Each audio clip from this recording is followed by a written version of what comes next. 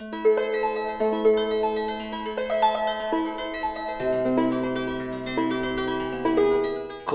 everybody, balik maning karon yung your solitary dice roller, SamAkechi the Wong Jowo in CAIRN.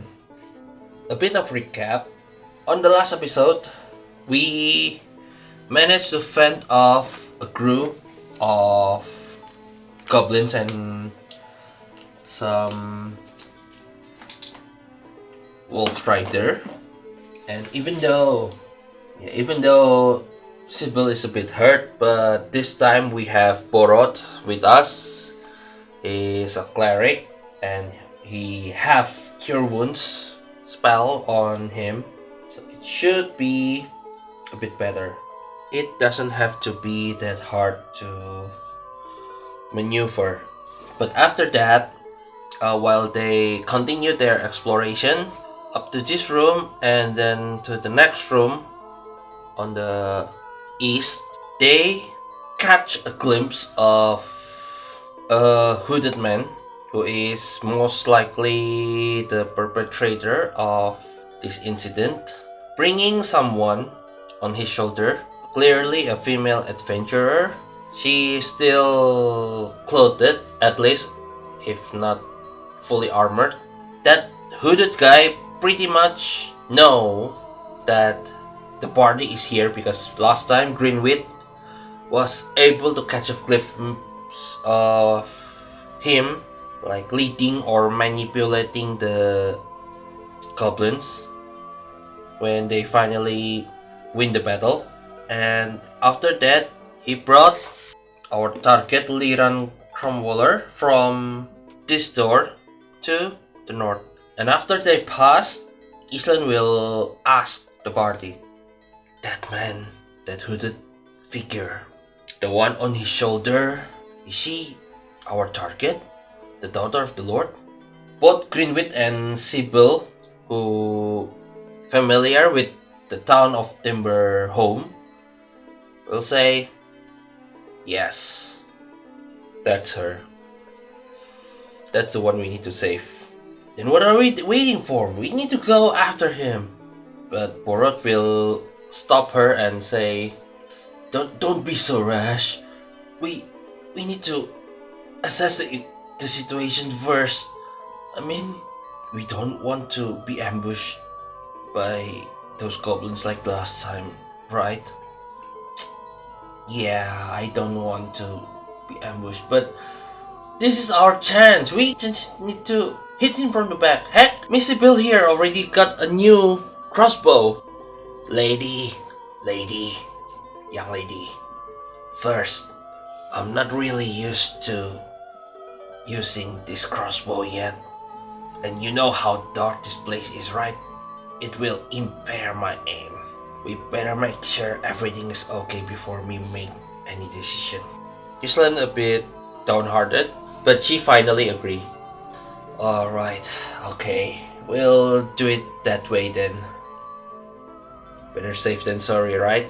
Greenwit will nod, and Greenwit will lead the party while he say, "Alright, let's move vigilantly to the northern corridor. But before that, we need to ask the oracle on how the torch is doing. I think they've already spent a lot of time here, and it'll be unlikely that the torch is still lit.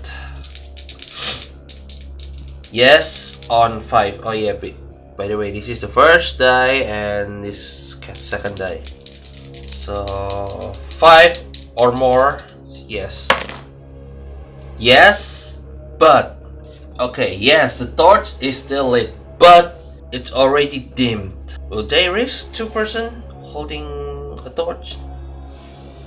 Nah, we can't, because Greenwit already bringing a sword and torch on his left hand. Sybil have a crossbow that is bulky, which means she need to hold it on both hands. Borot already holding a sword and a shield. And lastly, Islan also holding a bulky fizzled stuff.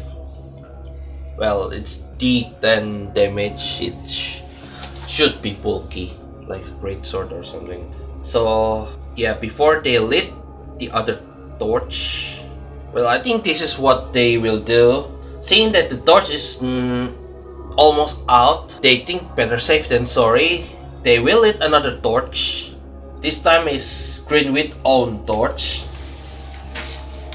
Or no, Island will give her torch to Greenwith because out of 10 inventory space, she got 1, 2, 3, 4. She got 4 empty space, but 2 of them already filled with fatigue. She already cast 2 spells here, and she only got 1 more chance because with full inventory, your HP will go to 0. Although the book doesn't mention, I will make it temporarily until they can reduce the number of inventory. So we need to manage that, and Greenwith still have some, and also a key. Yeah, I remember. Almost forgot about that. Greenwith hold a key to somewhere, and even though they already know that the perpetrator went north, in the east there are a locked door, most probably a cell, maybe. I would like to examine that door, but before I realized about that, the party already determined to just leave this room and continue to the north. So yeah, we will need to roll for another dungeon room. We'll go to the one-page solo engine. This time is the physical version. We will roll real dice here like before. And by the way, this is also an experiment / quote-unquote showcase of one-page solo engine. If you don't really like using apps or digital roller for your adventures, I think, yeah, I still like it because it's portable, you can play it anywhere, but nevertheless, I digress. We will use the physical version. So we'll move to page 2, which they call one-page generators, and we will roll on the dungeon crawler table. So we will roll 4 times, I think. Location, encounter, object, and total exit. Alright, location is 4. Working or utility area. Is there any encounter? 2. Hostile enemies. Any object? 6. Rare or special item. And the total exit will be 2 additional exits. Yeah, this is a natural cave, I think. So I think this will be much bigger than they thought, much deeper than they thought. But for now, it doesn't matter. I can roll for what the object, what the hostile enemies. But in this case, I think I already know who the hostile enemies is, which is the guy, the perpetrator. And the special item is whatever he used to control the goblins. We already established that this person is the remnant, or maybe the leader, the ex-leader of Ravenblade, a thieving guild. No, a thieving gang that's already disbanded, already destroyed. And I think his motive is clear.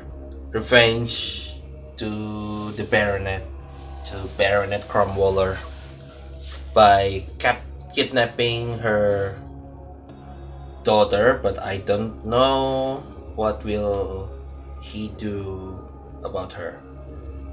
So I think the scene will go like this. The party is moving slowly towards the northern corridor.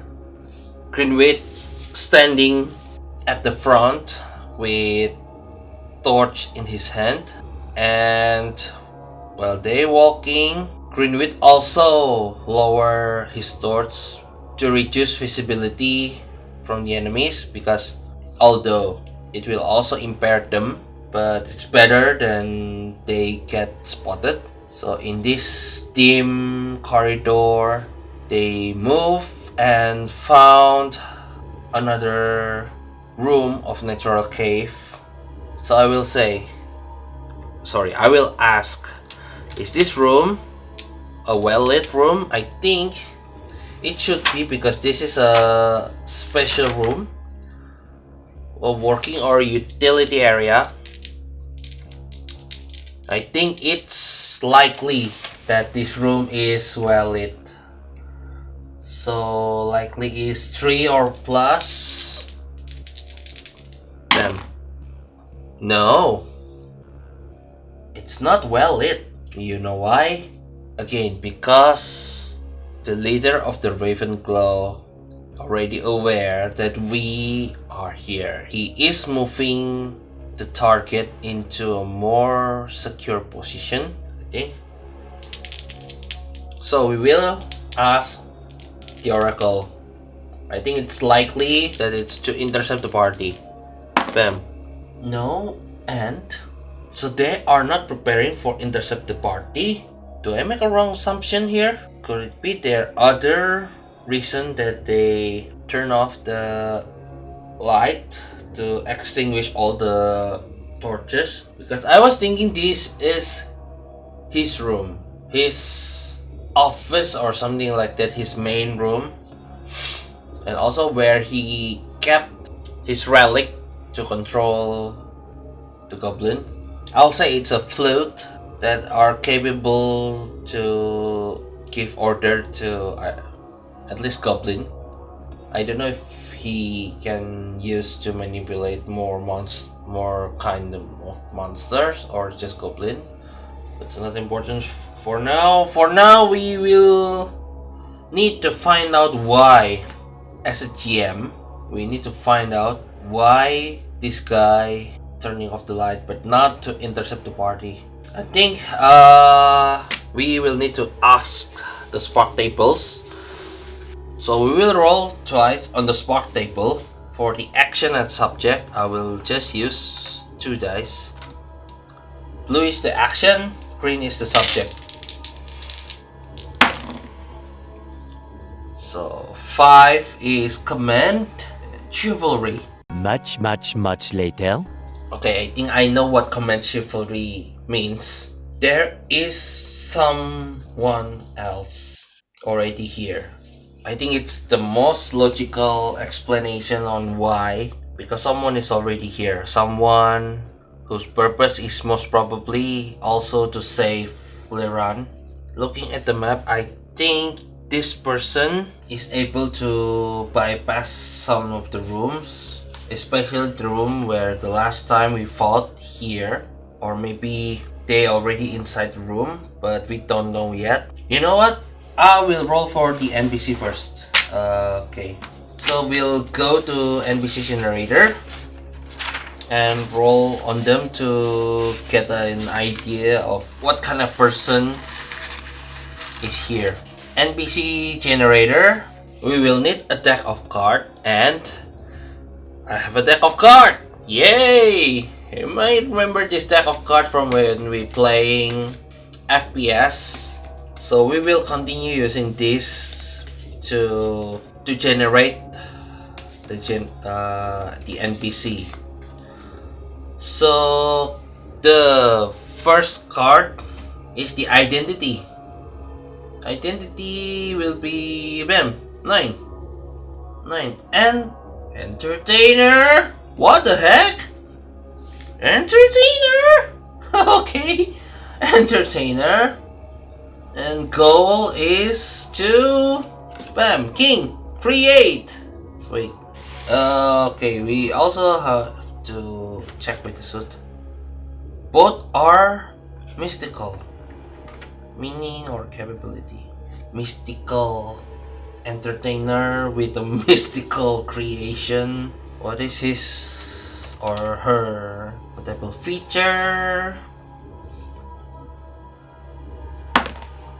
5. Unusual equipment. Current situation, attitude to PC, conversation. I don't think I will roll that because I doubt that this person knows about the party. 5 minutes later. Okay, after some deliberation, I have decided this guy, I think, yeah, I'll call this a guy, is an alchemist. He's not evil, he's just weird. He got a sense of justice based on the chivalry, but he preferred to isolate himself in some dark places and do some experiments with his creation. And I think I will say that one of his latest creation is a potion which exudes an aroma that only a certain creature can smell it. Human cannot smell it. Yeah, only a certain creature can smell it, and the creature who smelled the aroma of the potion got hypnotized and will do the holder of the potion their bidding. And yeah, I said about flute earlier. I think it's more about this potion. This not really a potion, more like incense. Yeah, if it's incense, then the party should notice it, but they don't notice anything. So yeah, it's potion. I think it's something like perfume, but it's for human it's odorless, but for these goblins it smells sweet, enticing. It's so enticing that it's took over their minds. So in this case, everything changed from my expectation. This is why I love solorpg. Working or utility area, hostile enemies, rare and or special items. I know what this room now. This is the alchemist lab, and the alchemist is held here. The hostile enemies are goblins who are guarding him. The alchemist is held here, I'll say in a cage, locked and guarded by, let's see how many goblins. Okay, let's roll on the how table. How big, good, strong, numerous, etc. something is. So we'll roll d6. Bam. 2. Less than expected. 2 goblins. 2 or 3 goblins, no. If it's surprisingly lacking, it's 1 or 2. But this is less than expected, so it's 2 goblins. There are 2 goblins guarding this area, guarding the guy. So they march slowly, vigilantly through the northern corridor, and they emerge in a new room. But this room is different from the other cavern, natural cavern-like rooms in the room before. This looks like a lab. Even in the dim light, they can see there's something like a cauldron or cauldrons in one of the corner of the rooms. Some cauldrons. There's a table and some beakers with colorful liquid inside of them. Yeah, if you imagine like a medieval laboratory for the geek, yeah, or something like that. Yeah, just imagine that. It's like the bottle with pipe and some lamp that he used as burner, oil lamp, but it's not lit right now. And they notice in the far side on the east there are a cage guarded by 3 goblins. I don't think the goblin noticed them yet. Guarding a cage which have someone inside, and this person, well, it's not a well-lit area, so they cannot see what that person doing in the cage. But then they decided to take down these 3 goblins. So again, all of them will do a dex save. This is for stealth. If all of them manage to pass these will saves, dexterity save, sorry, I will say that they killed all the goblin immediately. But if it's not, then battle commence. Let's roll dex saves. Okay, Green will fail. Sid will also fail. Island also fail. Porod also fail. Everyone fails. That means when they enter the room, the light is too bright and the goblin is too vigilant, too serious in guarding this person. They notice the light and they immediately spring to attack. So we are fighting 3 goblins here. Goblins usually run away when they are outnumbered, but in this case, I will say that they haven't seen everyone on the back yet. So they will direct their attacks onto the one with the light, which is Greenwit. So I think what they do is they will throw their slings. They will use their slings to throw some stones in Greenwit's direction. So we will roll d4 and we'll take the highest number. 4. Alright. Okay, so Greenwit will take 4 damage reduced by the armor, and the rest one is parried. So, well, Greenwit will some of the stones hit his armor, his plate armor, and it will just deflect it. And he also used his sword to deflect the other stone. So there's actually no hit on Greenwit, and he will shout, "They spotted us! Let's kill them!" And they will roll out. Everyone will move. I think the 3 will move towards the goblins. Meanwhile, Island will raise her crossbow. This is round 2, by the way. And she will shoot one of the goblins. Yeah, crossbow is a d8. 4 damage. I will say Goblin A will be hit. Okay, we will reduce the Goblin A's HP to 0. Which means lone foes must save when they reduce to 0 HP. Okay, it's 0 HP. So the Goblin will to do willpower save. 8 or under. 12. After got hit by the crossbow bolts, seeing that he already injured, he will run away. Goblin A will run away to another direction. I don't think it's important to know where the direction is, so we will continue. Meanwhile, Greenwit will engage with Goblin B, and both Porot and Island will engage with Goblin C. We will roll for Greenwit first. Okay, Greenwit will swing his sword for 3 damage, and Porot and Island will swing their weapon also for 6 damage. So Goblin C will have to do strength save, 6 or under. 20, critical failure. So this is how it goes.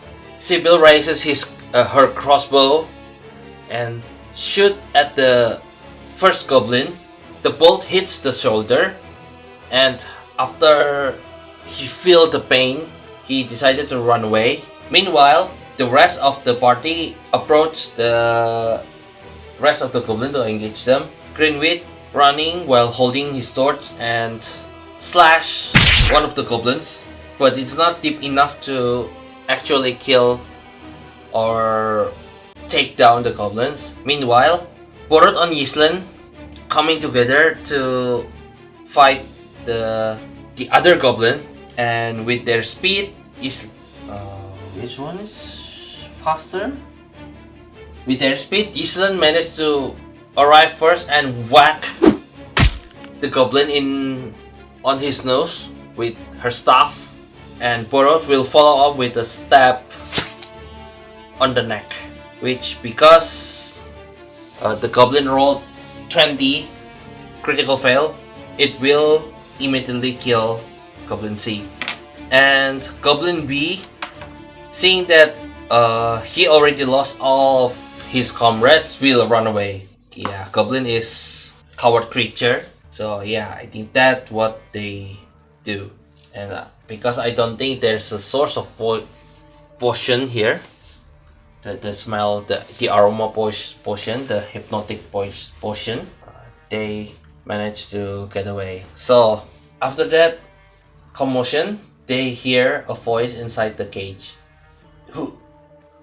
Who's there? An old man's voice. The Honorable Greenwit will replies, Sir? Are you alright? Why are you here inside this cage? Who are you? My name is... Let's roll for name!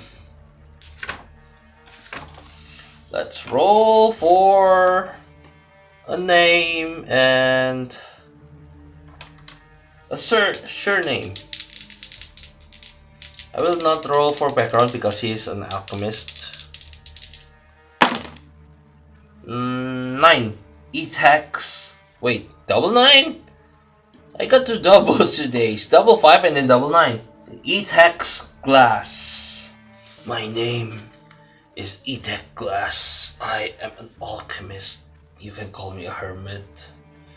I live in this cavern for many years, alone, indulging myself in all my research, until one day this person came in and demanded to make me some monster controlling potion.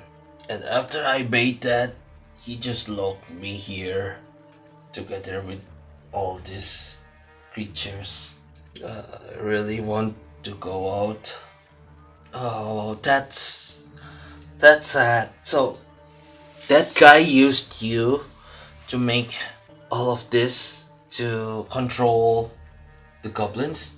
Yeah, out of spite I made it. Nah, let's ask the oracle first. Let's ask the oracle first. Is the potion is only for goblins or can it control other kind of monsters? I think it's very unlikely. Unlikely it's 5 or more. Yes, it can control other monsters. I gave in and I entertained his demand. But now I regret it. Good thing here in this cave there's only goblins and some wolves. Is it though? We don't know yet, but for now let's say, yeah, because he is familiar with this cave, there's only goblins and wolves in these caves, so it doesn't matter. Greenwit will ask, so Sir Glass, we noticed that this person passed by from the room before. Do you know where he's going? Yes, I saw him. He is going to, let's say, even. Chiromor is right. 1. He go to the left. I saw him pass through this room and went to the western area. He also brought some woman on his shoulder. That woman is actually the daughter of the Lord of Timberhome. You know, Village Timberhome? Yes, of course I know. I went there for supplies from time to time. So, are all of you here to rescue her? Yes, but we will save whoever we can. We already saved 2 women here in this room. So I will try to release you from this cage. So the cage has a padlock in it. and Greenwit got a key. Yeah, I think the key is a match. You know what? I like the idea, so I'll say that yes, the key is a match for the padlock.